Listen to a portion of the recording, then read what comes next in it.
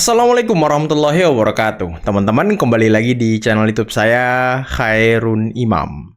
Gimana nih kabar kalian? Semoga kita semua selalu diberi kesehatan, kemudahan, dan juga limpahan rezeki dari Yang Maha Kuasa, teman-teman ya. Nah, di video kali ini kita akan mendengarkan sebuah informasi penting datang dari Sekjen TPUA, yakni Azam Khan. Dan ini masih berkaitan dengan kunjungan Egy Sujana selaku Ketua Umum TPUA ke rumah Pak Jokowi di Solo. Dan secara tidak langsung, Azam Khan sudah menjawab pertanyaan saya mengenai apakah Egy Sujana sudah minta izin atau minta restu dari Habib Rizik selaku pembina untuk berkunjung ke rumah Pak Jokowi. Kenapa pertanyaan ini penting serta jawabannya ini penting? Karena saya membuat sebuah spekulasi bahwa sudah terjadi perpecahan di dalam tubuh TPUA karena ada yang berusaha untuk menyelamatkan diri dari kasus ijazah. Nah, nanti kita dengarkan seperti apa penjelasan dari Azam Khan. Selain itu, saya juga punya informasi yang tidak kalah pentingnya bahwa salah satu DPC Partai Banteng, kader-kadernya itu teman-teman, mundur secara teratur. Aduh, nih informasinya deh. Ini apakah awal mula kehancuran Banteng, teman-teman? Nah, nanti kalian komen di bawah ya. Dan lagi ada video di mana Rismon ngamuk karena Egy Sujana ternyata tidak memberikan informasi kepada teroris beserta timnya bahwa dia akan ke Solo. Dan ada kata-kata mutiara yang diberikan oleh Rismon untuk Egy Sujana. Makanya kalian harus nonton videonya sampai habis. Karena di akhir akan ada ini sepertinya sentilan-sentilan kecil dari Bapak Ahmad Ali, salah satu petinggi PSI untuk Anies Baswedan. Tapi sebelum kita mulai, jangan lupa like, subscribe, dan share. Dan tanpa perlu berlama-lama lagi, mari kita mulai videonya berikut ini. Sudah kita nih pengurus nggak dihubungi, juga penasehat tertinggi dan pembina, ya mungkin Habib Rizik ya, tidak juga dihubungi, ya kan? Tahu-tahu meluncur dengan Bang DHL dan itu salah satu pengacaranya juga. Nah, ya itu ke sana, gitu loh. Nah, mungkin saja awalnya kan berusaha untuk tidak diketahui publik, tapi kan yang membocorkan bukan Egy, DHL, dan yang satunya pengacara, tapi kan dari pihak sana kan membocorkan. Betul, membocorkan. Nah, membocorkan ya ditangkaplah di media. Nah, di situ semua ini terkejut. Kok bisa terjadi begitu, gitu loh? Kok bisa? Gibran 2029 mau 2029 kek, mau 2030 kek. Emang gue pikirin yang jelas satu hal, Gibran adalah kader pecatan dari PDI Perjuangan. Ih, memalukan, kasihan deh lu. Memalukan katanya. Mas Gibran saat masih jadi kader PDIP, Mas Gibran pernah menjabat jadi wali kota Solo. Lah Anda tetap jadi keset. ada tanya tuh. Lalu setelah dikeluarkan atau dipecat lah, terserah Anda mau ngomong. Setelah Mas Gibran dikeluarkan dari PDI, Mas Gibran melawan capres-cawapres dari PDI. Lalu menang. Terus dia masih jadi keset. Jadi siapa yang memalukan? Dan ingat satu lagi, cuma bapaknya Mas Gibran kader yang bisa menjadi presiden. Betul. Kader loh ya, bukan Betul. ketum. Kalau ketum kan bukan hasil pemilihan rakyat. Tanggapan saya terkait dengan kedatangan ya Egy Sujana maupun Damai Hari Lubis ke kediaman Joko Widodo pada tanggal 8 Januari 2026 yang lalu. Waduh, masih Pertama, beri tanggapan, Mon. Tanggapan saya, ini resmi dari saya ya, bisa dikutip oleh media. Resmi. Tidak ada koordinasi, ya, tidak ada koordinasi, konfirmasi dalam bentuk telepon maupun pertemuan langsung sebelum Egy Sujana dan Damai Hari Lubis datangi kediaman Joko Widodo pada Kasian 8 kali Januari 2026 yang lalu. Kasihan kali kau mau nggak dikabarin. Maupun kepada tim kuasa hukum kami, maupun saya tanyakan ke Bang Rizal Fadila sebagai Wakil Ketua Umum TPUA, mereka mengatakan juga tidak ada pemberitahuan sebelumnya terkait kedatangan mereka berdua ke kediaman Joko Widodo. Waduh, bentar teman-teman. Sudah dua nih informasi. Tadi Sekjen TPUA, Azam Khan, mengatakan kalau tidak ada telepon atau konfirmasi kepada pengurus dan juga pembina atas berangkatnya Egy Sujana ke Solo. Tadi, Rizwan juga mengatakan, selaku wakil ketua umum, Rizal Fadila juga tidak dikabari oleh Egy Sujana kalau dia mau ke Solo. Waduh, apakah ini bukti bahwa di tubuh TPUA sesuai dengan spekulasi yang saya utarakan selama ini bahwa sudah mulai terpecah belah, sudah mulai tidak kompak karena Egy Sujana bermain sendiri, teman-teman. Waduh. Entahlah itu kalau memang tidak sesuai dengan pernyataan Saudara Rahmat tersebut. Ya. Tapi kalau itu tidak diklarifikasi, maka publik akan menyimpulkan bahwa pernyataan Saudara Rahmat dari relawan Jokowi merupakan event yang benar-benar terjadi. Itu. Jangan justru mengancam Pak Roy Suryo. Ya. Kok jadi Pak Roy Suryo yang diancam-ancam? Sementara Pak Roy Suryo nggak ada di situ. Dan kami hanya mengetahui dari telepon dari Mikael Sinaga kepada Bang Egy Sujana. Dan saat itu saya ada di situ mendengarkan. Saya sebagai saksi. Gitu. Jadi, ya, jangan lagi bermain seolah-olah korban. Nyatakan A dengan A, B atau B, Z atau Z. Kesel serius semuanya kan? Kalau ingin beralih pilihan, apapun tawarannya, karena kami bukan orang bodoh, ya, karena kami juga pernah menerima tawaran-tawaran semacam itu. Oh, pernah, Rismon? Apapun, diambil your nggak? option, pilihanmu, pilihan kalian berdua. Kami mengatakan, satu, kalau beralih pilihan, sayonara, bye-bye, kita berada di seberang. Yang kedua, kalau tetap menjaga integritas itu, selamat bahwa Anda masih menjaga integritas. Dan semua idealisme yang pernah diceritakan, baik langsung maupun tidak langsung kepada saya. 2 orang polisi mengawal Pak Egy itu maksudnya siapa, Pak? Oh, saya baru tahu dari abang ini. Yang jelas kami berenam aja di dalam. Pak Egy punya pendirian, punya prinsip gitu ya. Bahwa keputusan ke Solo itu adalah keputusan yang betul-betul matang. Begitu ketemu dengan Pak Egy itu enggak, salamnya itu begini, pelukan begini.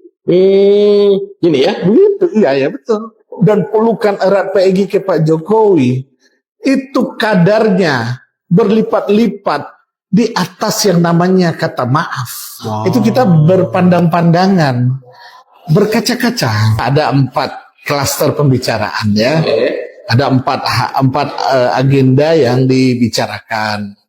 Salah satunya adalah agenda terkait kasus tersangka yang dihadapi oleh Pak Damai dan Pak Egy di Polda Metro Jaya. Pak Damai menyampaikan permohonan maaf kepada Pak Jokowi, Pak, kalau ada selama ini kami yang salah. Nah, justru karena sudah ada penyampaian permintaan maaf dari Pak yang diwakili oleh Pak Damai dan permohonan penerimaan maaf dari Pak Jokowi gitu ya, Pak Egy yang memimpin doa penutup pertemuan. Dan itu nggak mungkin Pak Egy ngeprank Tuhan. Artinya Pak Egy sendiri sangat respect ke Pak Jokowi, gentle aja. Memang kenapa? Kalau kemudian Pak Egy datang ke Pak Jokowi berbaikan, saling mensupport. Bahkan Pak Egy mengatakan ke Pak Jokowi, Pak, Bapak jika membutuhkan bantuan saya siap membantu Bapak. Pantas distempelkan ke Pak Egy dan ke Pak Damai, itu menurut hemat saya adalah seorang kesatria. Pak Egy dengan kursi roda kalau nggak salah, itu mengeluarkan pernyataan, jika Jokowi memperlihatkan itu jasad, close case. Dan Pak Egy menilai Pak Jokowi itu ya CBM, nggak ada embel-embel apa-apa. Apa Bang CP? Pak Jokowi itu cerdas, Pak Jokowi itu berani, Pak Jokowi itu militan. Ini new time. Bentar teman-teman. Ini penting banget nih. Ini penting banget nih tadi. Sekjen Rejo, Bapak Rahmat mengatakan bahwa Damai Hari Lubis menyampaikan permohonan maaf kepada Pak Jokowi. Jadi memang kalau Egy Sujana ngomong ke timnya, ke Roy Suryo, ke siapa? Ke Michael Sinaga, ke Suginur dan kawan-kawannya, kalau dia tidak minta maaf, ya itu benar. Egy Sujana tidak minta maaf, tapi perminta maaf Egy Sujana itu diwakili oleh Damai Hari Lubis. Karena Damai Hari Lubis yang minta maaf gitu, dan Egy Sujana yang berdoa. Jadi sebenarnya Egy Sujana ini nggak minta maaf, tapi sudah diwakilkan oleh Damai Hari Lubis. Dan ini benar teman-teman. Dan tadi kata Rismon, ada ancaman kepada Roy Suryo. Nah, siapa yang mengancam nih? Siapa yang mengancam nih teman-teman? Ini menarik juga informasinya nih. Dan tadi Egy Sujana mengatakan bahwa siap membantu Pak Jokowi kalau dibutuhkan. Waduh. Apakah nanti kuasa hukum Egy Sujana akan membantu kuasa hukum dari Pak Jokowi untuk membongkar aib-aib dan juga jejak rekam buruk orang ini teman-teman selama mereka bersama? Nanti kita nantikan ya. Romance. Ya, ini yang dipersoalkan kan tulisannya New Times Roman. Punya saya pun New Times Roman. Iya. Tapi covernya doang Bang. Dalamnya tuh ketik. Dalamnya diketik Bang. Itu hampir semua sama begitu. Lah ini dipersoalkan orang. Kenapa ini menggunakan teknologi tahun 90 katanya kan?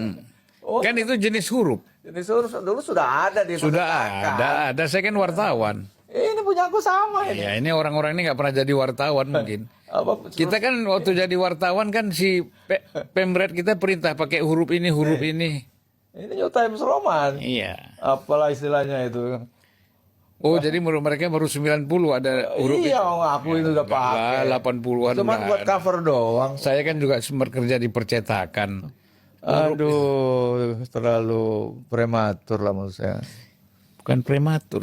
Kembali lagi. Kalau kita sudah benci kepada seseorang, apapun pasti salah. Benar Betul, pun salah. apapun salah. Jadi, ya mungkin lah ya. Pak Jokowi ini termasuk sabar. Beliau itu kan tokoh internasional, tokoh dunia.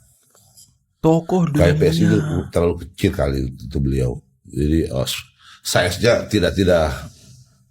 tidak pas. Kan Bang Ali kan dituduh banyak bawa gerbong lah dari partai lamanya ke PSI. Tuh Bang Ali ini bawa gerbong banyak gitu-gitu lah, banyak kan komentar pasti kan. Tapi kan Bang Ali punya satu kawan yang sebenarnya masih relatif nganggur nih Bang. Siapa itu? Tidak berpartai. Dan punya daya tarik juga luar biasa. Siapa itu? Namanya Anies Rashid Baswedan. Beliau itu kan tokoh internasional, tokoh dunia. Kayak PSI itu terlalu kecil kali. Terlalu kecil. Jadi size-nya tidak pas. Terlalu kecil. Malu juga kita mengajak beliau untuk bergabung di PSI karena nanti diketawain. Beliau tokoh yang sudah mendunia di PSI, di kumpulan anak-anak muda yang baru belajar. Repot nanti beliau mengajari kita di situ. Kan beliau udah biasa mengajar. Ya kan memang, tapi kan sekarang dulu suka mengajar di daerah, sekarang udah mengajarnya di Inggris, Iya. Amerika, Jepang. Kalau ngajar di Solo agak kurang pas. Tidak pas lah. Kan memang beliau dari dulu tidak berpartai. Iya. Kenapa Bang? Masa menjerumuskan beliau berpartai? Kan beliau itu milik semua orang. Milik umat. Iya, milik umat kan Anies ini. Jadi nggak usah berpartai, biarin aja dia. Kita tahu nih pertarungan internal kekuasaan Pak Prabowo itu ada yang ingin mengurangi pengaruhnya Pak Jokowi. Ya kan? Di dalam. Ini gimana Bang ngelihatnya? Gini, kalau hubungan Pak Jokowi dengan Pak Prabowo kan hubungan personal. Nah, hari ini saya tidak pernah melihat ada pengaruh Pak Jokowi di pemerintahan ini. Pak Jokowi itu gak pernah mengintervensi pemerintahan ini.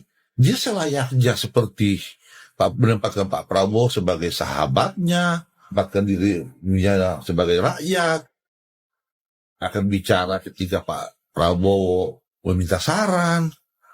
Tapi setahu saya Pak Jokowi itu nggak pernah ujung malah menelpon Pak Prabowo. Emang ada yang bisa mengintervensi Pak Prabowo?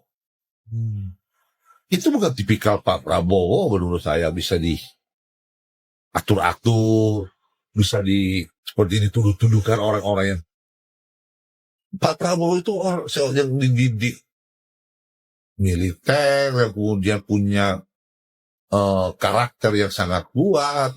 Jadi kalau ada orang mengintervensi, itu nggak mungkin lah. Tapi bahwa dia juga humanis, menghargai nilai persahabatan, ya itu kita pasti, itu juga orang tahu kan. Nah, jadi kalau hari ini ada orang yang sedang berusaha untuk mengurangi pengaruh Pak Jokowi, ya memang nggak ada pengaruhnya Pak Jokowi di pemerintahan ini. Jadi nggak ada dari saya, dari kita di PSI untuk mencoba melakukan manuver untuk mempertahankan. Ya karena hubungan itu hubungan personal mereka. Kalau buat saya, anggap aja itu sebagai penghibur. Dan penghibur yang memang sedang menjual hiburannya. Kan lagi ngamen nih. Lagi menjual hiburannya dengan angle yang dipakai. Angle yang dipakai adalah menyerang pemerintah. Karena mungkin kalau angle-angle yang pro pemerintah mungkin susah bikin ininya. Mengemasnya mungkin susah. Dan jangan juga dianggap ini sebagai seorang kritikus. Jangan dianggap ini juga sebagai sebuah orang yang menjalankan kritik sosial. No, enggak. Karena saya ngelihat lah pola-pola komunikasi dia, bagaimana dia, ini itu semua demi bertahan hidup aja. Saya lihat waktu itu, kenapa saya jadi perhatian saya, karena waktu itu saya lihat postingannya damai.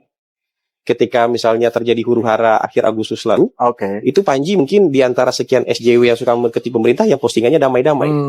Soal cinta, soal wah ternyata di dunia nyata di GBK tidak seserem yang digambarkan di media sosial. Banyak orang yang seperti nggak ada kejadian apa-apa, kok orang tetap lari pagi, ini segala macam. Karena dia mau tampil. Karena kalau dia tidak membangun kepercayaan diri kayak gitu, nanti orang nggak jadi datang ke show-nya dia gitu. Lihat aja postingannya dia kan. Semoga aja habis nonton ini nggak dihapus tuh postingan. Postingan damai-damai, postingan lari pagi. Kalau Anda cinta silahkan datang. Terus ada postingan tulisan, wah seolah-olah nggak serem kok seperti yang ada di media sosial. Ini damai tenang-tenang kok di GBK. Karena dia mau mentas di sana. Jadi ini mekanisme bertahan hidup aja. Kalau enggak kan orang bisa lihat loh, kok dia tiba-tiba bukannya harusnya dia bagian dari yang memanas-manasi situasi ya, kok tiba-tiba postingannya aman dan damai kan lagi. Tapi kalau dia nggak ada rencana buat show di tanggal-tanggal segitu, mungkin dia ikut manas-manasi suasana itu. Jadi ini mekanisme untuk bertahan hidup. Oke teman-teman, itulah tadi beberapa video yang bisa kita simak, yang bisa kita saksikan pada kesempatan kali ini. Dan gimana menurut kalian tentang pengakuan dari Azam Khan, Sekjen TPUA, dan juga pengakuan Wakil Ketua Umum TPUA yang disampaikan oleh Rismon tadi, yakni Rizal Fadila, bahwa Egy Sujana tidak mengabari siapapun di struktur TPUA untuk berangkat ke Solo. Even itu pembinanya yang sangat mereka hormati, yang sangat mereka kagumi, yakni Habib Rizik. Saya pikir kemarin Egy Sujana ini lapor ke Habib Rizik, minta izin, minta restu. Rupanya tidak teman-teman. Karena mungkin kalau dia minta restu ke Habib Rizik ya otomatis pasti dilarang gitu ya kan. Karena ya kita tahu sendiri seperti apa Habib Rizik ke Jokowi. Saya pikir ya kemarin ada obrolan ke Habib Rizik, rupanya enggak teman-teman. Berarti ya sekarang kita sudah bisa sedikit mengatakan bahwa ya memang di tubuh TPUA ini ada perpecahan. Ada yang mau menyelamatkan diri sendiri, ada yang mau manuver dan lain sebagainya. Dan mengenai Egy Sujana yang tidak minta maaf kepada Pak Jokowi yang disampaikan kepada rekan-rekannya, ke Suginur, ke siapa lagi ya, Michael Sinaga dan lain-lainnya, ternyata benar Egy Sujana itu tidak minta maaf. Tapi yang minta maaf itu ya Damai Hari Lubis. Tapi permintaan maaf Damai Hari Lubis sudah mewakili permintaan maaf dari Egy Sujana. Jadi Egy Sujana tak perlu minta maaf. Egy Sujana tinggal pimpin doa untuk kesehatan Pak Jokowi, kesehatan keluarga Pak Jokowi dan lain sebagainya. Dan Egy Sujana juga bilang kalau Pak Jokowi butuh bantuan Egy Sujana, dia siap membantu. Waduh, apa-apa ada nih? Apakah ini upaya rekonsiliasi yang ingin dijalankan Egy Sujana dengan Pak Jokowi? Apakah nanti kuasa hukum Egy Sujana akan membantu kuasa hukum Pak Jokowi? Karena kan ya mungkin masih segar di ingatan kita semua bahwa Eli Danetti akan membongkar aib-aib dari Roy Suryo CS. Dan Damai Hari Lubis ketika mengancam Roy Suryo juga akan membongkar ya gerombolan-gerombolan ini teman-teman. Ya kita tunggu sajalah ke depannya seperti apa. Karena ini semakin seru dan menarik. Oke, mungkin cukup sekian video kali ini. Jangan lupa like, subscribe, dan share videonya. Akhir kata, billahi taufiq wal hidayah. Assalamualaikum warahmatullahi wabarakatuh. Bye-bye.